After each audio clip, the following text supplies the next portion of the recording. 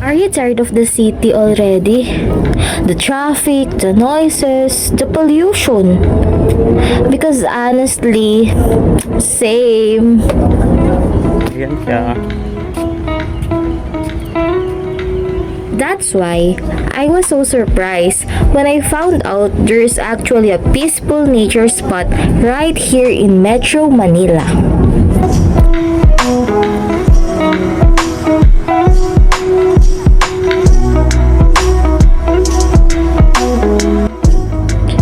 This place is called Las Piñas-Paranaque Wetland Park, and it honestly feels like a hidden escape from the city.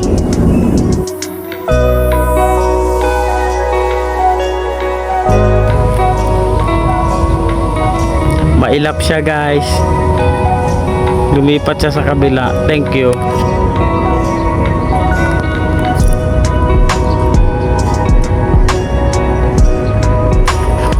Nasa tabi mo.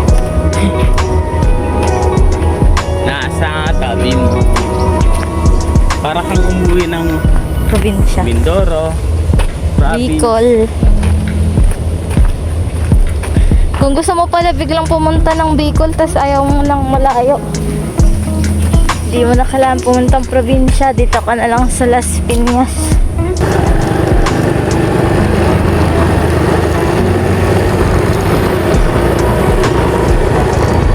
Dun pala yun, sa kabila. Sino sinasabi niya dito? Dito? Freedom dapat ang makita mong basa.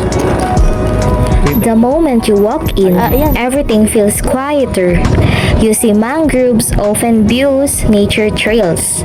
And instead of hearing car horns, you hear birds and the wind.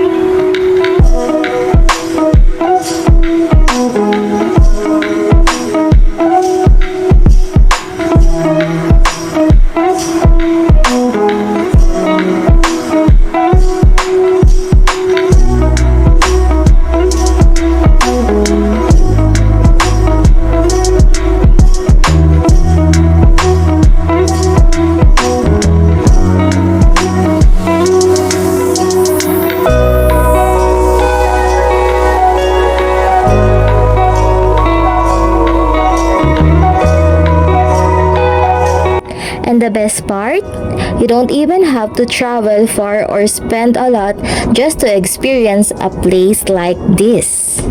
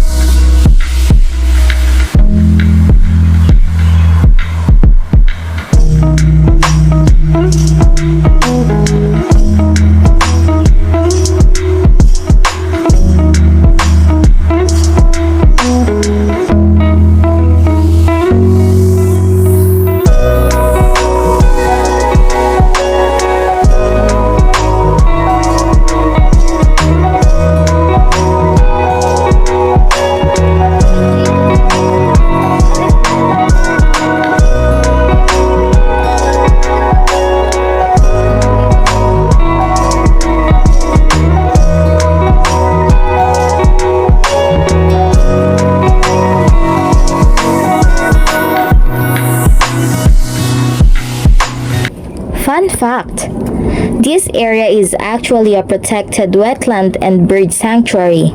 Migratory birds from different countries visit here every year, which makes this place even more special.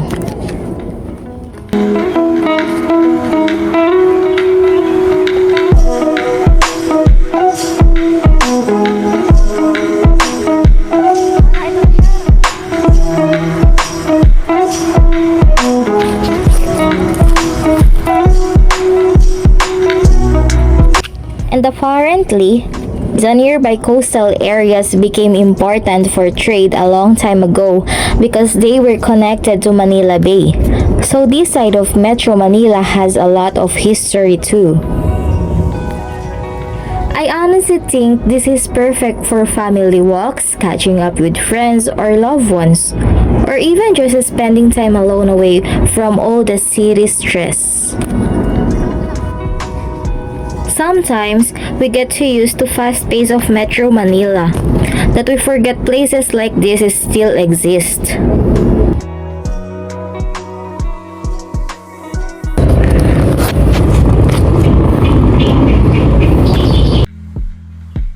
So, if you've been feeling drained lately, maybe you just need a quick nature break.